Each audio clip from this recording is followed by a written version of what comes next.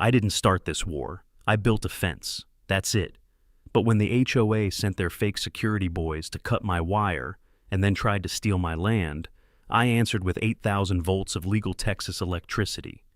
They thought they could drag me to court? By the end, they were the ones begging for mercy. I've lived long enough to know one simple truth. Peace never lasts forever. Not out here, not on land that remembers more than you do. My name's Clay Banner, and this stretch of sunburned Texas dirt, every rock, every cedar stump, every post hole, has carried the weight of my family since 1931. My granddad carved the first fence line with a borrowed mule and hands that shook from the Great Depression.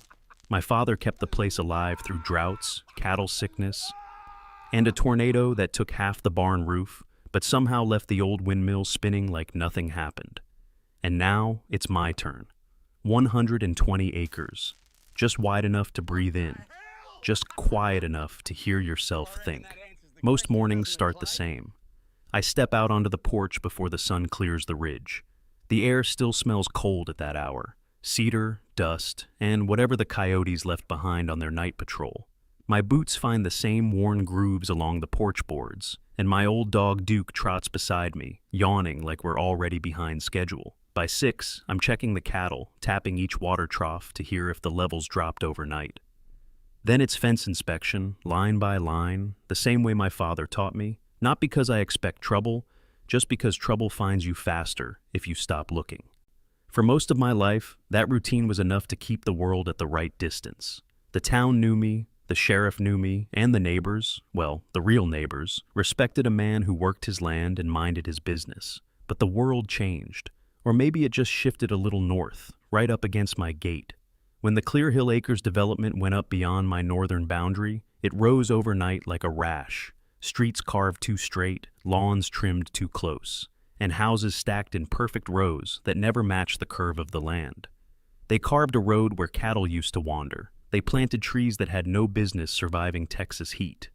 And they filled those new homes with people who liked the idea of the countryside, without respecting the reality of it. At first, I didn't care. Let them water their lawns and post their neighborhood rules about mailbox colors and acceptable bird feeders. None of that had anything to do with me. My deed was older than their entire subdivision. My land was registered long before HOAs were a glimmer in some developer's eye. Still, something inside me tightened when I saw that road built so close to my fence line. It wasn't fear. It wasn't anger either. It was that old rancher's instinct, the feeling you get when a storm's coming, but the sky still looks clear. So, I decided to upgrade the northern fence. Not to provoke, not to posture, just to draw a clean, strong line between a world of clipped hedges and a world that answers to sun, soil, and sweat. I sank every post myself, treated cedar with steel core, straight as rifle barrels, ran the wire tight enough to hum when the wind shifted, mounted solar cameras every 50 feet, hung signs every 10, private property, no trespassing, video surveillance. If a man can't understand that message, then the problem isn't the sign. By the time I finished, I stood back and wiped dust off my hands. The sun was dropping low, turning the whole fence into a copper line stretching toward the horizon.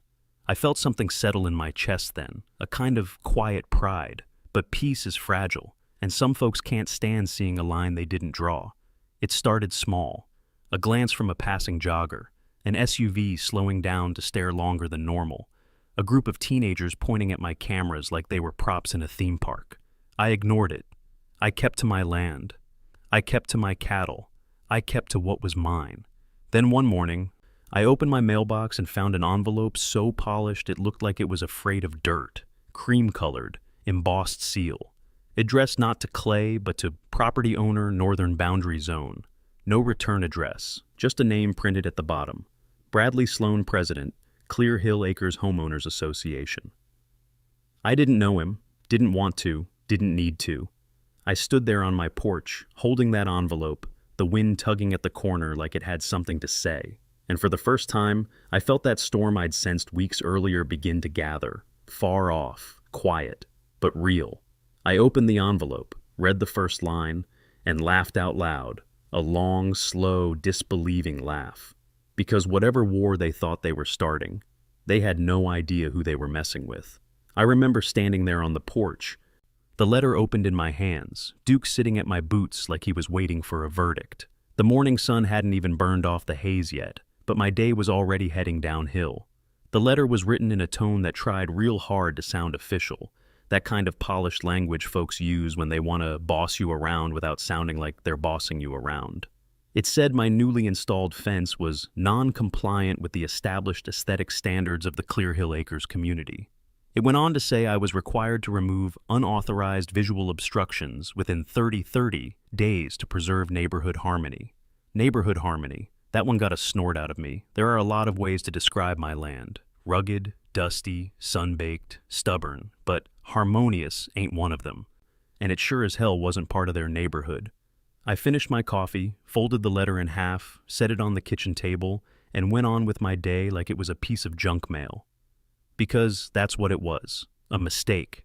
Someone checked the wrong box on their clipboard and sent the wrong letter to the wrong man. But 2 weeks later, the second envelope showed up. This one wasn't polite. It wasn't even pretending. Bigger envelope, heavier paper, same glossy HOA seal stamped on the front like they were trying to make it look like a government document. I brought it inside, sat down at the table, and slid a pocket knife under the flap.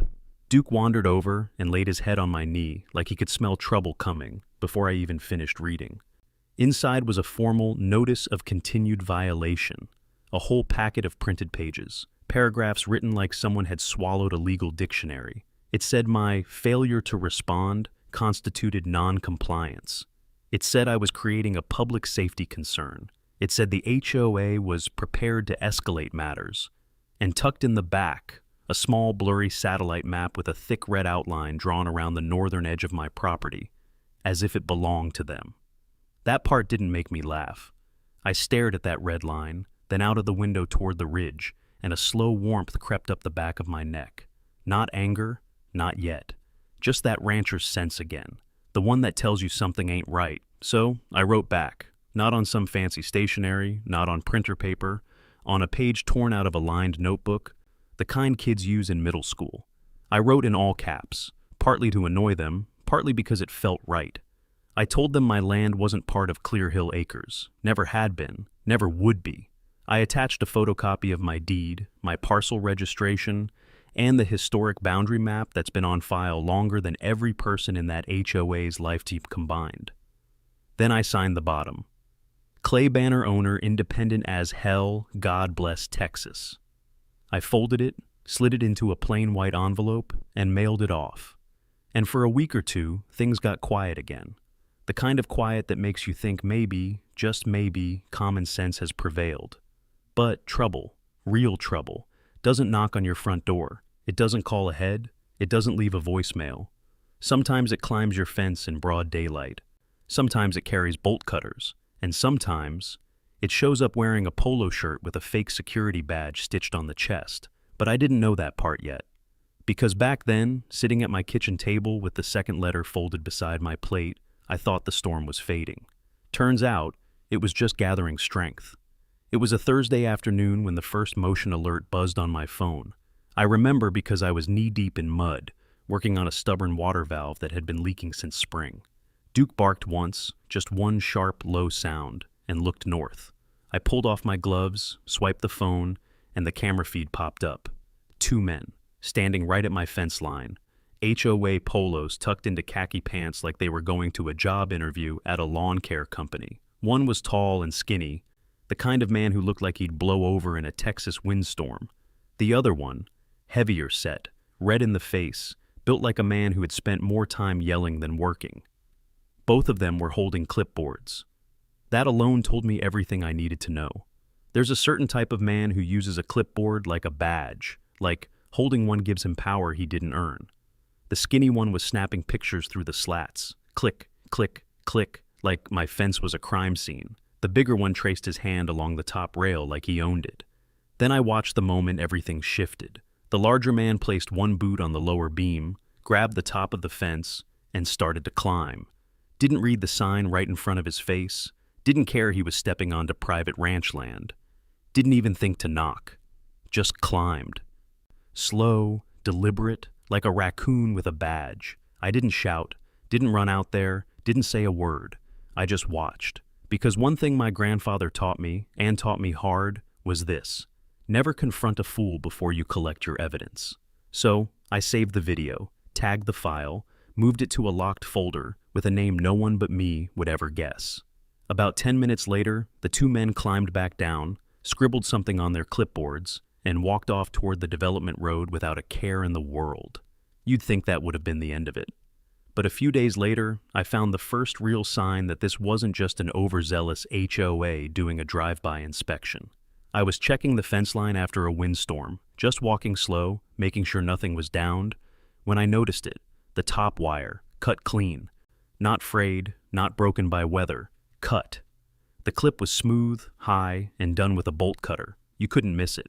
Somebody had leaned in under the no trespassing sign and snipped it like they were pruning a weed. I stood there a long moment, thumb hooked in my belt, staring at the orange-tagged post where I keep my boundary markers. My land doesn't give up signs easy, but when it does, you pay attention. I pulled up the camera feed again, scrolled back through the timeline, and there he was. Same man, same HOA polo, moving along the fence line like a possum with a purpose, glancing around, crouching, cutting. That did it. Laughing at a letter is one thing. Watching a grown man trespass onto your land with bolt cutters, that's something entirely different. So that evening, after feeding the steers, I called in my first police report.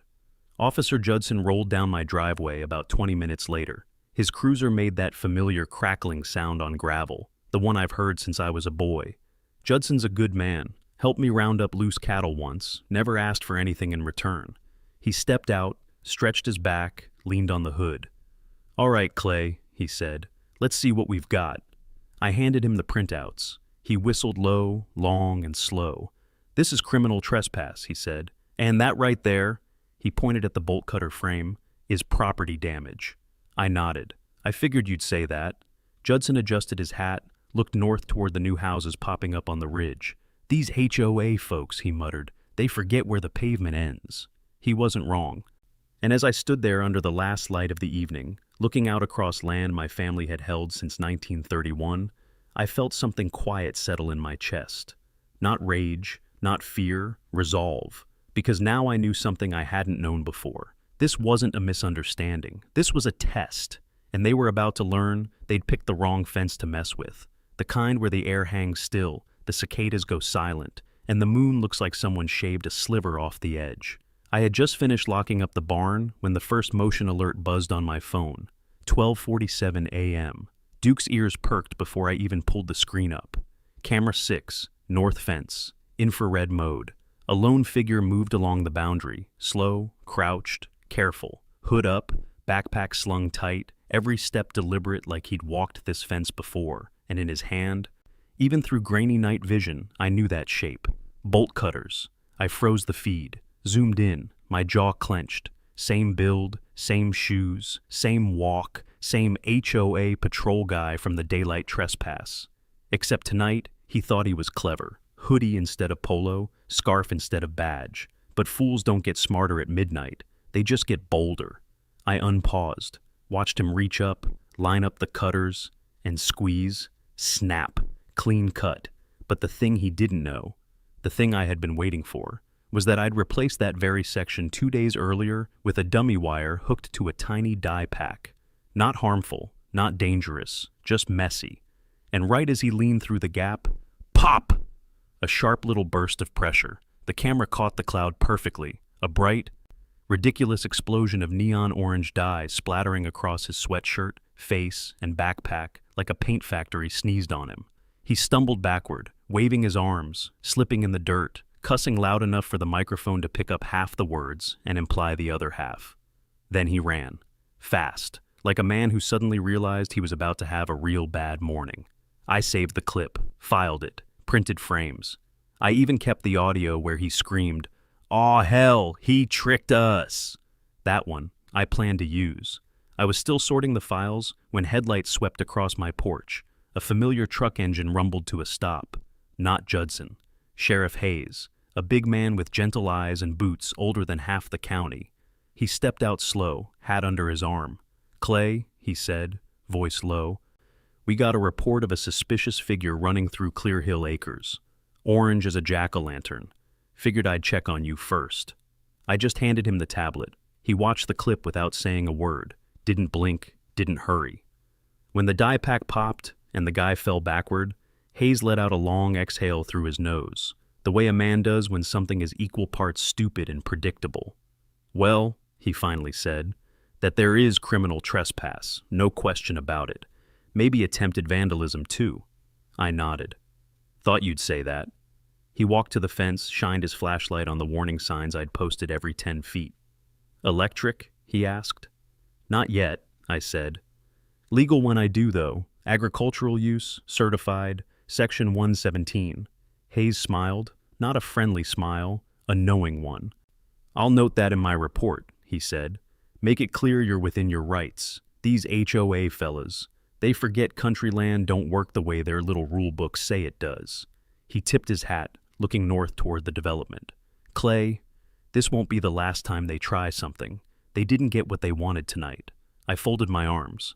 And what do you think they wanted? Hayes gave me a long, steady look. Not your fence, he said.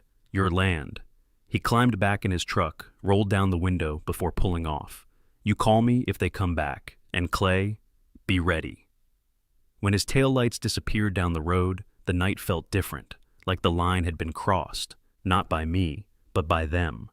And from that moment on, this wasn't a dispute, it was a fight. The morning after the die pack incident, the sky was still gray when Duke started barking. Not his usual stranger on the road bark, not coyotes either. This was the sharp, short warning bark he only used when something felt off. I stepped onto the porch with my coffee, and that's when I saw it. A black SUV rolling slow down my driveway. Not the sheriff, not a neighbor. Too clean, too polished, too out of place on gravel. The SUV stopped, and out stepped a man who looked like he ironed his posture every morning. Pressed slacks, leather shoes, hair combed with mathematical precision. He carried a leather folio, the kind city men use when they want to pretend they're important.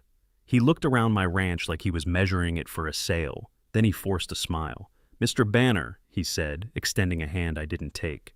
Bradley Sloan, president of Clear Hill Acres Homeowners Association. So the man finally had a face.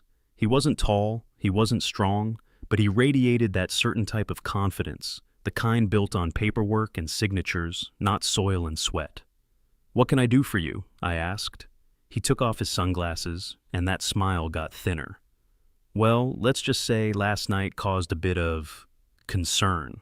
I raised an eyebrow. You mean the trespass? He waved a hand like swatting a fly.